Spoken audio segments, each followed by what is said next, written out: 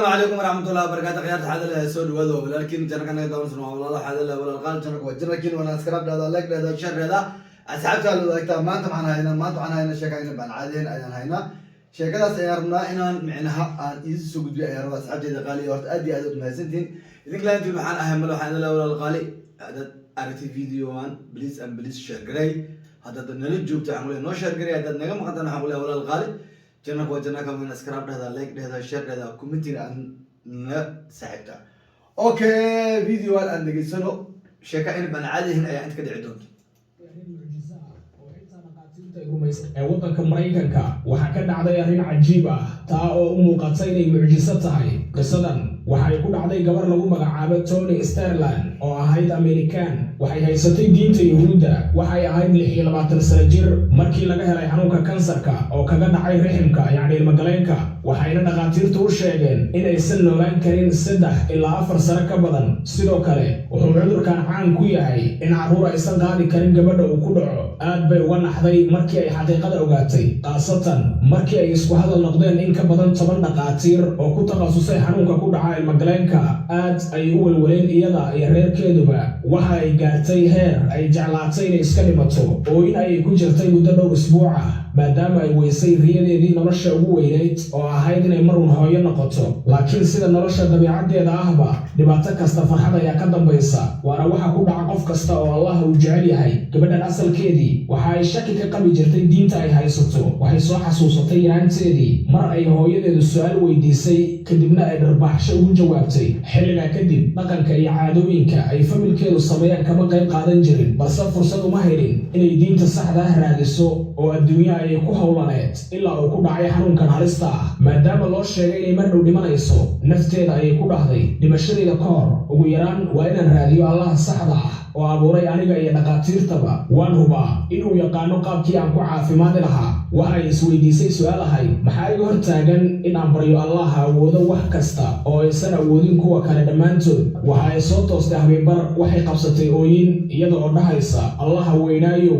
waan ogahay inaad ila jirto, inaad i arki karto oo aad i maqli karto. waxaan doonayana waad og tahay. ilaahayow ii fur wadda aan kugu rumeeyo. habeenkaa kadib Tony waxa ay go'aansatay waqtiga u dhiman inay raadiso xaqiiqooyin caddaynaya jiritaanka Allah. waxa ayna bilowday akhrin iyo baaritaan. wax kasta oo ay akhriso way ku qanci weysay. ugu dambayn waxa ay soo iibsatay kitaabka Quraanka oo lagu turjumay luqadda Ingiriishka. markii ay akhrisay waxay ogaatay inay heshay diinta xaqa ah, sidoo kale caddaynaysa Allah kaliya ee xaqa lagu caabudo. maalmo yar kadib waxa ay tagtay masjid halkaa ka dhowaa, waana halka shahaadada loogu qabtay, halka oo ay ku soo islaamtay. intaa kadib waxa ay bilowday barashada culumta islaamka. markii ay qaadatay diinta islaamka waxay la yaabtay in wax welwel iyo cabsi ah uusan ku haynin xanuunkii kansarka ee loo sheegay inay mar dhow u dhiman doonto, maadaama ay rumaysatay inuusan ku dhici doonin waxaan Allah u qorin. sidoo kale waxay ogaatay ku sabirka dhibka ku dhaca qofka muslimka ah inuu yahay mid ka mid ah cibaadada loogu dhowaado Allah. waxa ayna daa'intay akhrinta Quraanka,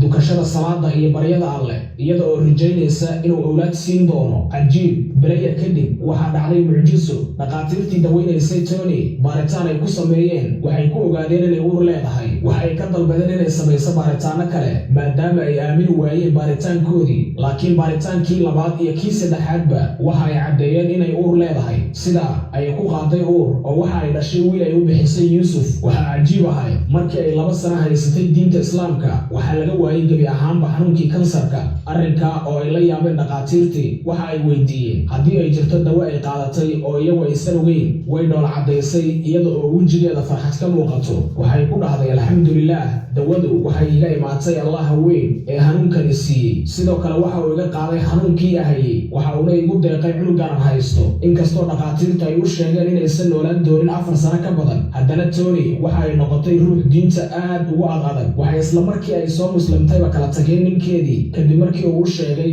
inuusan diinta islaamka qaadan doonin. inkasta oo waalidiintooda ay gaalo ahaayeen, haddana waxa ay diiday inay aado magaalo muslimiinta ay ku badan yihiin. taa beddelkeeda waxa ay ka doorbiday inay xanaanayso hooyadeed iyo aabaheed, waayo diinta islaamka ayaa amraysa in waalidiinta la ogaado xitaa haddii ay gaalo yihiin. sidaa darteed waxay ay kafaalo qaaday waalidiinteeda oo waayeelo ahaa. Sidoo kale waxa ay sheegtay in qaadashada xijaabka lagu takooro laakiin marnaba aysan iska dhigi doonin maadaama uu yahay badbaadada gabdhaha muslimaadka ah adduun iyo aakhiraba. Halkaa waxaa ku eg qisadeennii aan uga hadlaynay Tony Sterling. haddaba haddii aad nala soo gaartay ilaa waxaad ogaataa haddii qofka bini'aadinka ah oo qof bini'aadin waxa kuu sheego adiga aad ku dhiijabto aad istiraaho adiga micnaa qofkaas wuxuu u sheegay wixii dhacaya haddaad aad tiraaho wixii sidii ayay u dhacayaan. laakiin haddaad adiga aad aaminsan tahay wax walbo in uu keeni karo Allah subxaanahu wa tacaala inuu keeni karo aad aaminto, waxaad ogaataa qoftan waxay ahayd qof gaal ah ayay ahayd,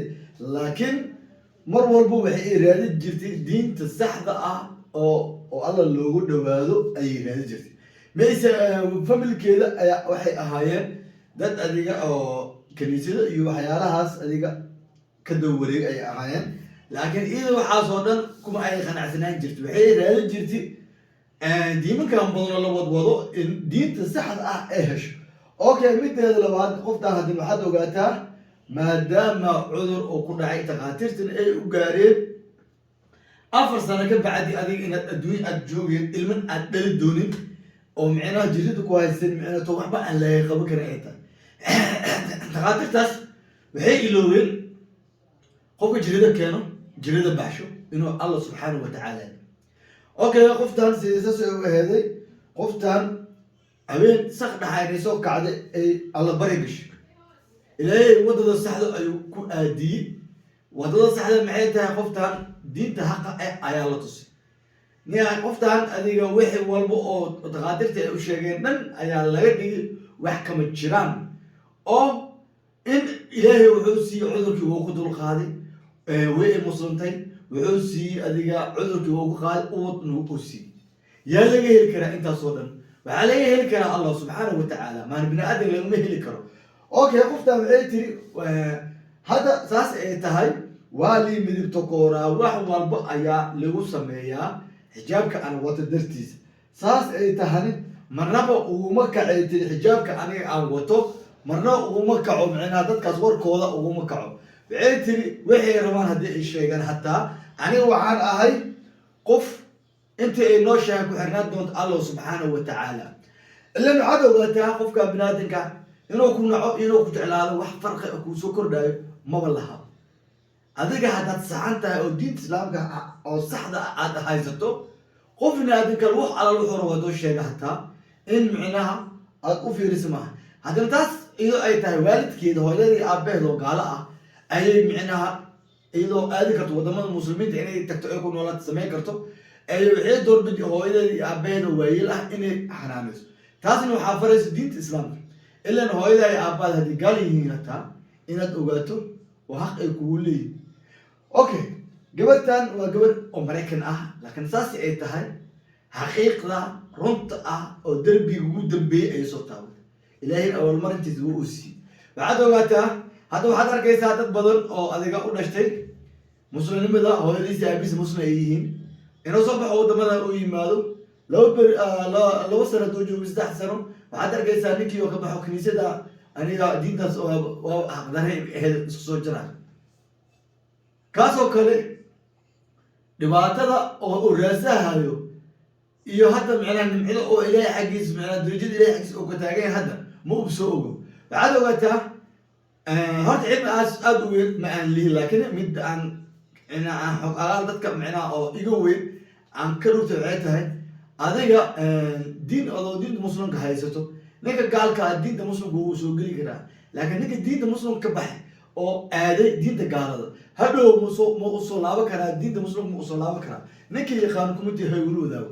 kolley aniga ma aqaano micnaha cilmigaas aad u weyn ma lihi, laakiin waxaan arkay dad badan oo muslimiin ah oo Soomaali ah markii wadamada imaadeen oo adiga habay kala qabsay.